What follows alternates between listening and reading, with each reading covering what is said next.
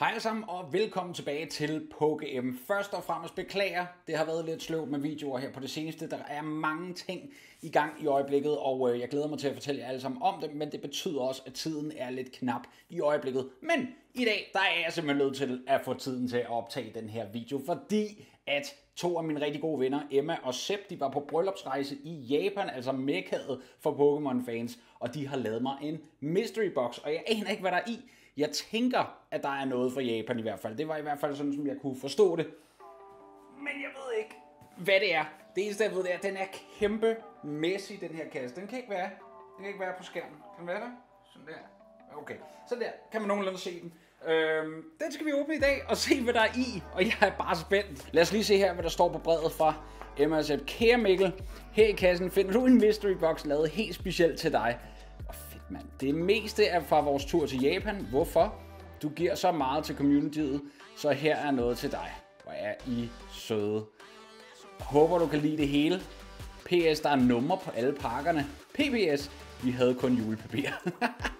Kærlig hilsen, Emma og Sepp. Ej, hvor det er sindssygt. Tusind tak. Altså, og hvis I ikke allerede ved det derude, så Emma og Sepp, det er et rigtig, rigtig dejligt par. Nu et gift par.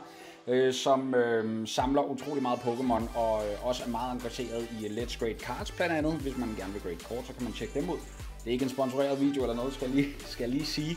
Derudover så er det Emma, der klipper mine videoer, så det er hende, der kommer til at klippe hendes egen mystery box. Prøv lige at se, hvor mange pakker der ligger i den her. Pakke nummer 1 i mystery pakken. Mystery pakke nummer 1, det er noget til knæk, så det er noget til min søn det her. Ej, hvor fedt.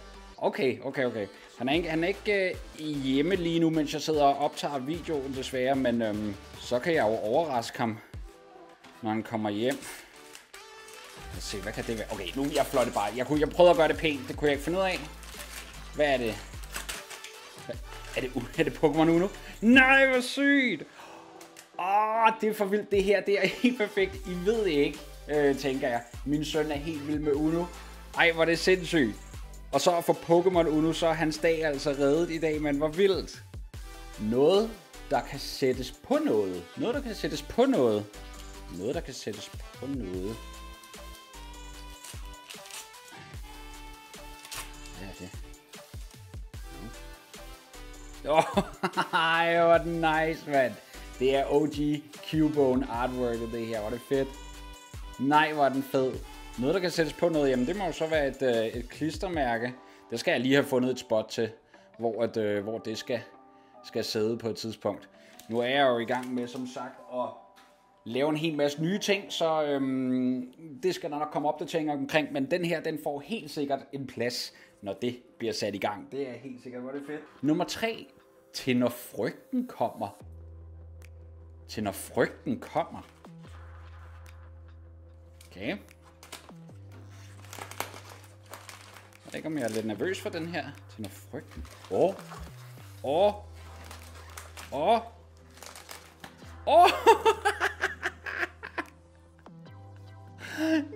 hvor den cute.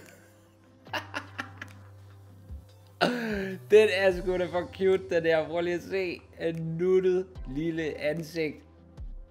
Altså Cubone. Nej, hvor er den sød. Nå.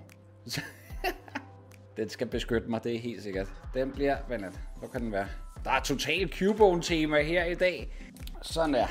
Nummer 4. Føler jeg mig heldig? Føler du dig heldig? Jeg føler mig heldig. Jeg føler mig heldig lige nu. Det her, det er tydeligvis en god dag. Så ja, jeg føler mig heldig.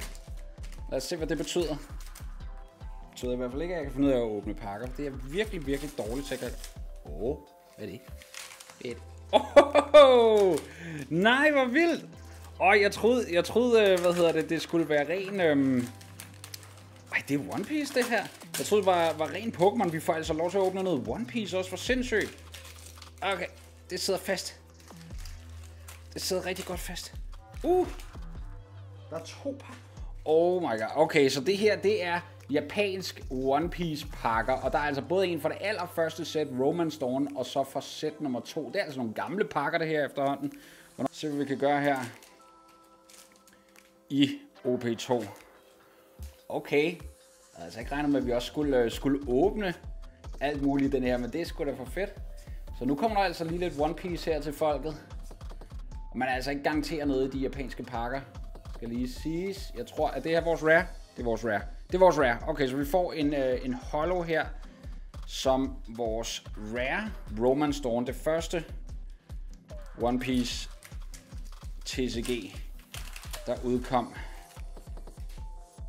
Overvej lige i sådan en enkelt pakke her at trække en manga. Altart. Det kunne være vanvittigt. Men vi får en rare her. Vi får 2 rares. Okay, 2 rares i de 2 pakker. Det er altså stadig rigtig, rigtig fedt. Og fedt at kunne åbne noget, der er så vintage efterhånden er det jo faktisk. Tusind tak, venner. Nummer 5 her. Nummer 5. Din nye kærlighed. Okay. Nye kærlighed. Hvad er det? Hvad er den nye kærlighed? Er det så One Piece, eller hvad, når det også er? Sygt! Sygt! Oh my god, det er sealed promoer det her. Japanske sealed promoer her med Luffy og Kid og Law og Luffy giver 5. Hvor er det vildt, mand! Oh my god, okay, dem her ved jeg ikke helt, om jeg har lyst til at åbne lige nu. Jeg tror, jeg vil holde dem sealed lige første omgang her. Nej, hvor er det fedt.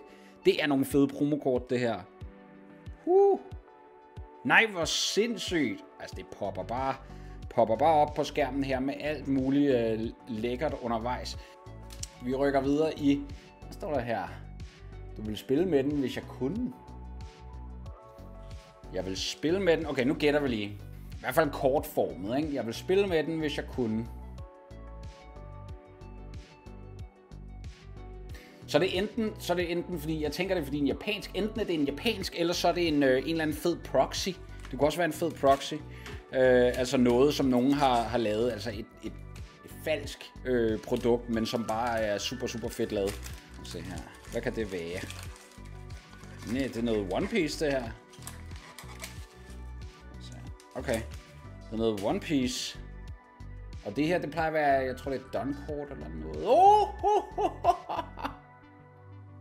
Det her, det er ikke et proxy, det her. Det er en af de nyeste Dons, der er, der er udkommet. Nej, hvor sindssygt. Ej, hvor vildt. Og jeg har ikke en af dem her. Jeg har sådan set heller ikke promoerne her, eller den, eller den. Det er kun nye ting. Eller Uno-spillet, for den sags skyld. Jeg har intet af det før nu, men det har vi altså. Nu var det vildt, mand. Det bliver vildere og vildere i den her. Hvad foregår der? Nummer 7. Nu føler jeg mig heldig igen. Betyder det så, at vi får vi flere pakker nu? Får vi flere pakker, og bliver det Pokémon, eller bliver det One Piece? Eller bliver det noget helt andet, som jeg slet ikke er klar over her? Hvad er det her? Hvad er det? Hvad er det? Vi får 2 chancer mere. Hvor sindssygt. Okay, 2 chancer mere. Jeg føler mig rigtig, rigtig heldig nu. Kan jeg mærke? Jeg føler mig vildt heldig. Vi kommer til at trække et eller andet af de her 2 pakker. Man skal bare tro på det. Man skal bare tro på det. Det er det, der er reglen. Og så skal man lige have fokus på sit kamera. Det er en evig kamp her. Det ved I godt alle sammen. Alright, lad os køre. Lad os se, om vi kan trække et eller andet. I en japansk OP2. Og ikke noget i den første. Der var en rare. Lad os se, hvad vi kan gøre her. Sådan der. Jeg tror, at vi kan godt. 4 pakker, vi skal have et pull. Kom så. Det kan vi godt. En rare, så kan vi... det kan vi. Vi får faktisk et pull her. Det her, det er en altart Don. Altså, ligesom den normale Don har samme funktioner og alting og sådan noget, men det er altså en altart. Og dem trækker man altså ikke lige så ofte, skulle jeg hilse at sige. Så det er altså vildt, det her. Fedt. Første pakke pull til videoen her ligger lige der. Det er altså et luksusbillede at have foran sig her. Cubone, One Piece, Pokémon. Det er for fedt. Okay, hvad er det næste? Hvad er vi ude i her? Den første kærlighed igen. Den første kærlighed. Så før var det den nye kærlighed. Det var jo det var One Piece, ikke? Som der er mange af jer, ved jeg, er blevet rigtig begejstret for os. Men første kærlighed, det er Pokémon. Det kan man ikke komme udenom. Pokémon første kærlighed. Nej, hvor vildt. Og I har været rigtig på skattejagt derude og finde de her ting til mig, mand. Ej, hvor er I søde, venner. Det er første kærlighed, det her. Det er det 100%. Nej, hvor er det fedt. Nej, hvor er det fedt. Det er altså nogle af de fedeste Cubone artworks, det her. Hvad er den sidste for en? Der er en til her. E-Series? No!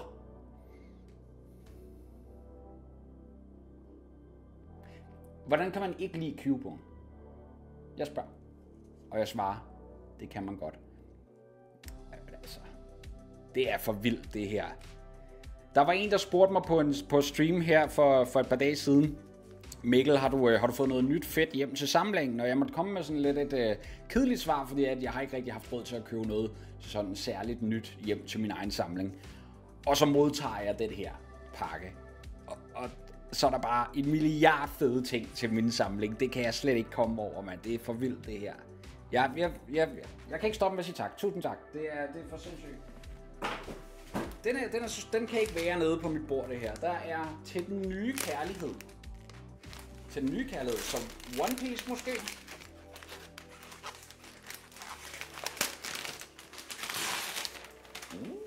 Hvad er det? Oh shit! Oh my god! Prøv lige at se her. Prøv nu lige at se her. What? Det er graveret ind i det her, er det ikke? Prøv lige at se her. Kan man se det her? Jeg holder dem på siden, så kan man se. Wow, hvor er det vildt, mand. Det er for vildt, det her. Selv tatoveringerne. Tatoveringerne er også med her. Det er altså meget vildt. Hold nu op. Ej, hvor er det overvældende, det her. Må jeg lige se. Det er lækkert, det her. Ultimate Guard laver super lækre mapper. Hvor er det sindssygt. Hold, jeg ved ikke, hvad jeg skal sige. Det er... Okay, den kan ikke stå på nede på bordet, men jeg kan sætte den herover. Står den altså her lige nu. Og ser fin ud. Og nu fik jeg ødelagt mit kamera, tror jeg. Ja, jeg har i hvert fald ødelagt et eller andet på mit kamera. Okay, Det betyder, at vi har et kamera tilbage til resten af den her video, inden jeg kan prøve at reparere det andet kamera. Så det må det så være. Okay, så tager jeg pakke... Hold da meget her. Pakke nummer 10. Første kærlighed. Første kærlighed, det må jo så være Pokémon.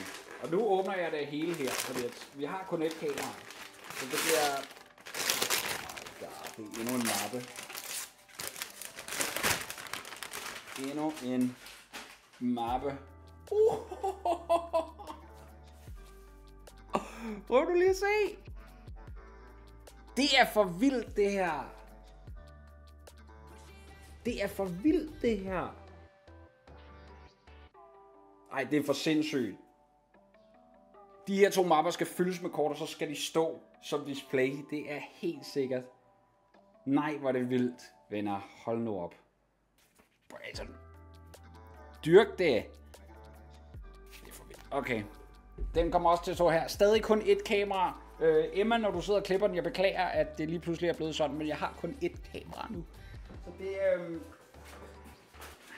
Okay. Vi er kommet til den sidste pakke. Pakke nummer 11. Det bedste til sidst, står der så også på den. Det bedste til sidst.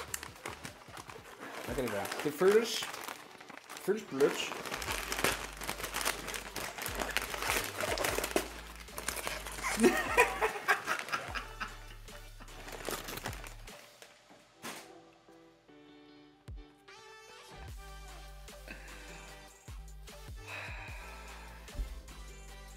I kunne ikke lade være.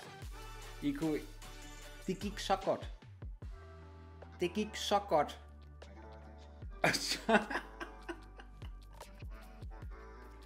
Jeg kommer ikke til at sige dens navn. Det kan I godt droppe. Men den er total mushy. Den er helt vildt mushy. Du kan godt sove på det. Har den så lang en hale? Den havde jeg ikke. Bedste til sidst. Troll. Nej, okay. Jamen altså. Det er...